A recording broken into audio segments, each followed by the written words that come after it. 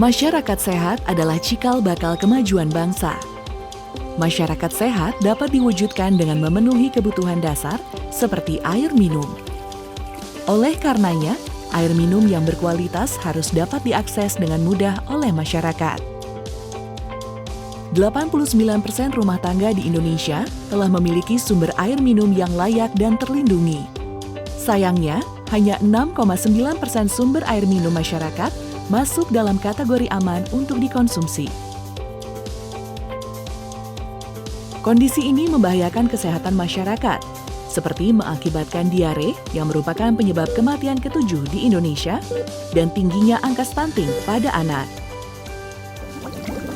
Untuk meningkatkan kualitas hidup dan kesejahteraan bagi sekitar 270 juta penduduk Indonesia, pemerintah Indonesia turut mengejar pencapaian target ke-6 Tujuan Pembangunan Berkelanjutan atau SDGs, yaitu akses universal air minum dan sanitasi pada tahun 2030.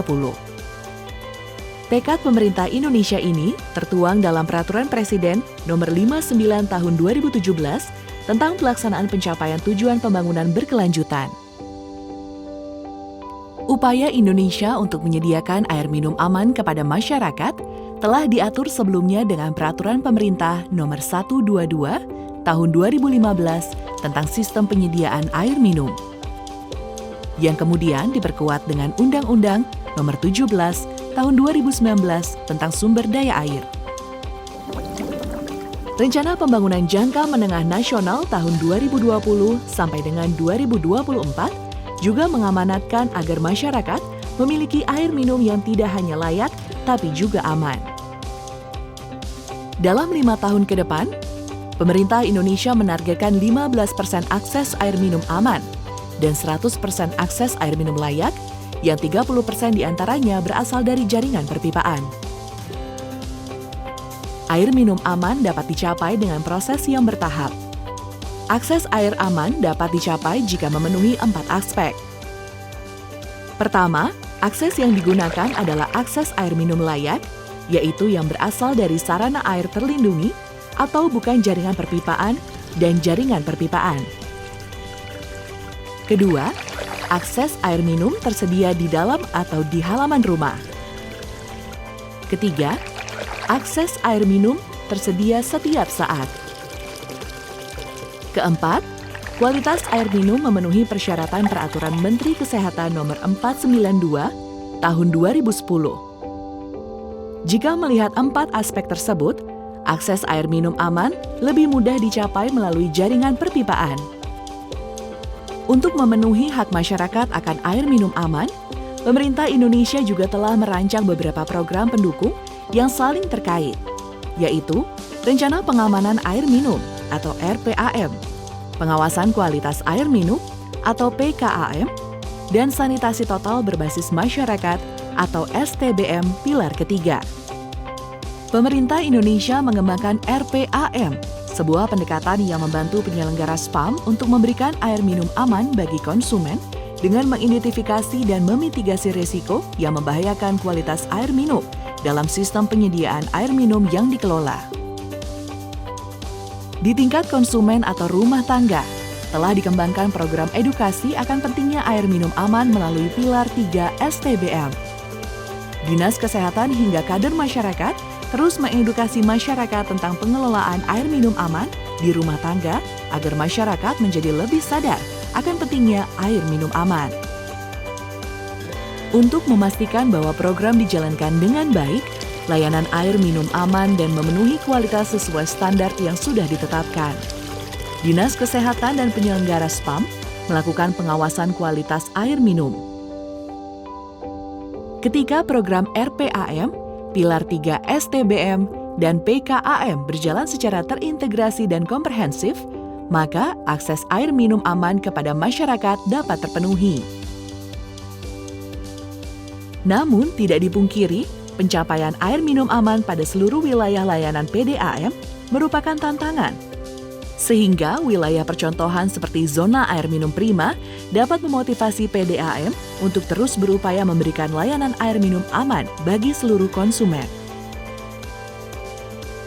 Pengalaman warga mengkonsumsi air minum aman dari keran akan menjadi cerita sukses kepada masyarakat lainnya dari segi kesehatan bahkan dari segi ekonomi, di mana mereka tidak perlu lagi membeli air kemasan. Kolaborasi antar program dan berbagai pihak pelaksana terkait adalah kunci mencapai air minum aman.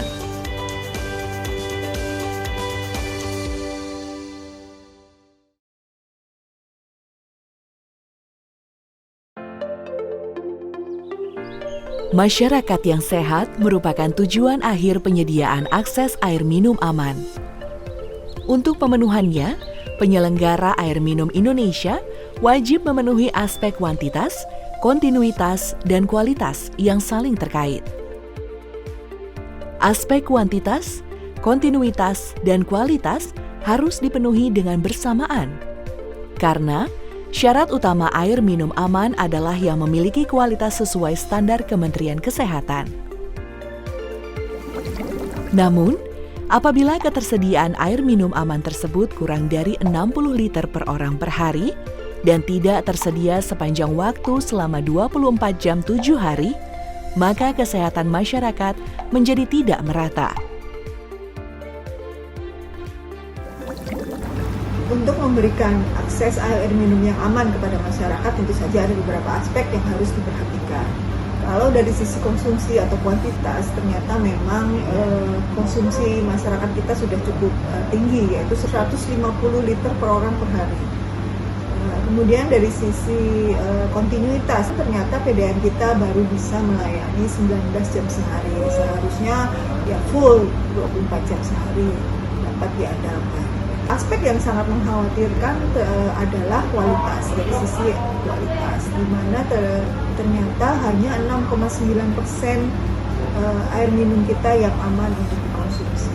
Artinya PR kita masih besar untuk meningkatkan kinerja kita di sisi kualitas. Karena pentingnya hal ini, makanya kemudian aspek ini atau pengamanan air minum atau memastikan bahwa air minum aman menjadi agenda kita di dalam RPJMN 2020-2024. Salah satu cara agar ketiga aspek dasar pelayanan air minum aman dapat tercapai adalah dengan menjalankan program Rencana Pengamanan Air Minum atau RPAM. Program ini membantu institusi penyelenggara sistem penyediaan air minum atau SPAM mengendalikan berbagai permasalahan yang sedang dan akan dihadapi. RPAM mengelola risiko pada setiap tahap sistem yang dapat menghambat produksi air minum aman. Dengan teratasinya setiap risiko, penyelenggara dapat menyediakan air minum yang terjaga kualitas dan kuantitasnya pada konsumen.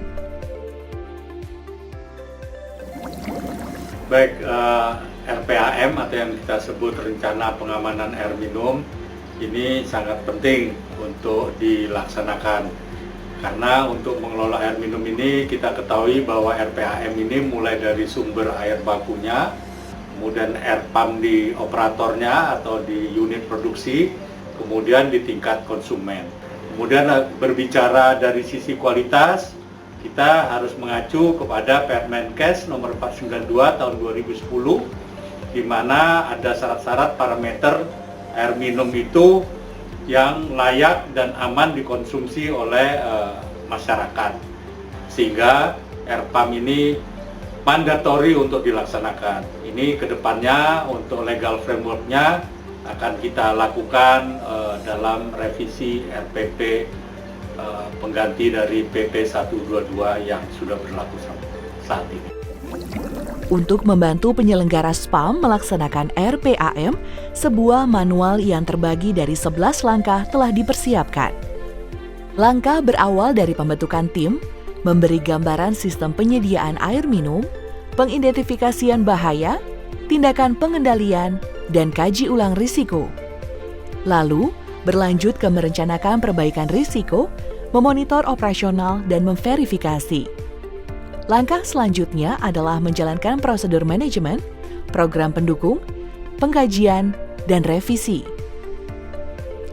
11 modul ini berjalan secara berkesinambungan dan memastikan semua risiko dimitigasi sehingga tercipta perbaikan berkelanjutan. 11 modul merinci hal-hal yang dapat mendukung pelaksanaan RPAM. Mencatat hal-hal kecil yang terjadi pada spam bisa menjadi titik awal. Penyelenggara Perumda Air Minum Tugu Tirta Kota Malang telah membuktikan penerapan RPAM berhasil, menjadikan wilayahnya 100% zona air minum prima atau ZAM. Usaha yang dirintis sejak tahun 2004 telah merubah mindset PDAM bahwa mereka dapat menyediakan air minum aman yang bisa langsung dikonsumsi oleh masyarakat. RPAM berperan sebagai alat untuk manajemen mutu penyelenggaraan SPAM. Dengan menerapkan manajemen mutu, perbaikan standar operasional prosedur atau SOP di semua lini dapat terjadi secara berkelanjutan. Perbaikan infrastruktur pun juga terwujudkan. Dalam menerapkan RPAM, alhamdulillah kami dapat mewujudkan cita-cita untuk bisa memberikan pelayanan air siap minum di semua wilayah layanan, serta membantu efektivitas pemanfaatan anggaran yang lebih efisien. RPAM berperan penting untuk membuat kinerja SPAM jadi lebih handal, sehingga dapat meningkatkan kinerja pelayanan kita kepada masyarakat. Untuk itu, kami mendorong rekan PDAM dan penyelenggara air minum lainnya untuk menerapkan RPAM. Dengan RPAM, SPAM kuat, pelayanan hebat, masyarakat sehat. Contoh kota yang mengikuti langkah Perumda Air Minum Tugu Tirta Kota Malang dalam menerapkan RPAM adalah Perumda Air Minum Tirta Sago Kota Payakumbuh. Awalnya kami berpikir menerapkan RPAM itu merupakan sebuah beban, juga akan menjadi tambahan pekerjaan bagi kami. Namun RPAM sebetulnya bisa kami lakukan secara bertahap dari hal yang mudah untuk diterapkan. Misalnya meminimalisir kejadian bahaya yang dapat mengganggu pelayanan daerah tertentu. Kemudian sampai saat ini kami masih konsisten dalam menerapkan prinsip-prinsip RPAM. PDAM Kota Malang juga terus membantu kami untuk memperbaiki penerapan RPAM. Yaitu dengan melaksanakan RPAM, kami telah memperbaiki beberapa prosedur dalam pelayanan air minum. Misalnya melakukan pemantauan kualitas air secara kontinu, walaupun kami melakukannya masih secara manual. Ini tidak menjadi kendala. Pelanggan kami pun merasakan manfaat dari perbaikan tersebut, yaitu terjaganya kualitas air yang didistribusikan ke pelanggan.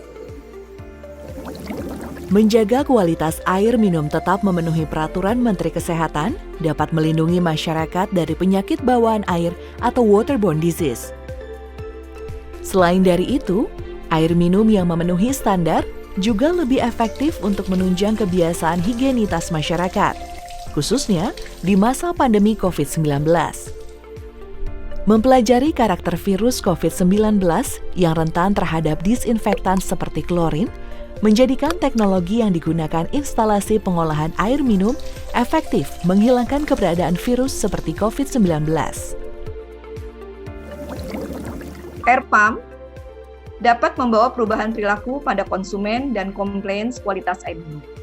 Pengawasan kualitas air minum atau PEKAM berperan penting dalam memastikan kualitas air minum yang didistribusikan ke masyarakat memenuhi persyaratan yang berlaku, sehingga kesehatan masyarakat dapat terjaga. Setelah air minum dipastikan aman dari sistem penyelenggara air minum, masyarakat pun harus dipastikan mempunyai perilaku untuk mengamankan air minum di rumah tangga.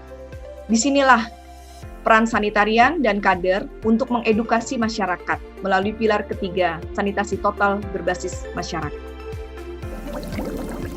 RPAM, sebuah sistem berbasis manajemen risiko, telah disiapkan agar masyarakat mendapatkan akses air minum yang tidak hanya layak, tapi juga aman. Dengan melakukan RPAM, kita semua turut memastikan peningkatan kesehatan dan kesejahteraan masyarakat.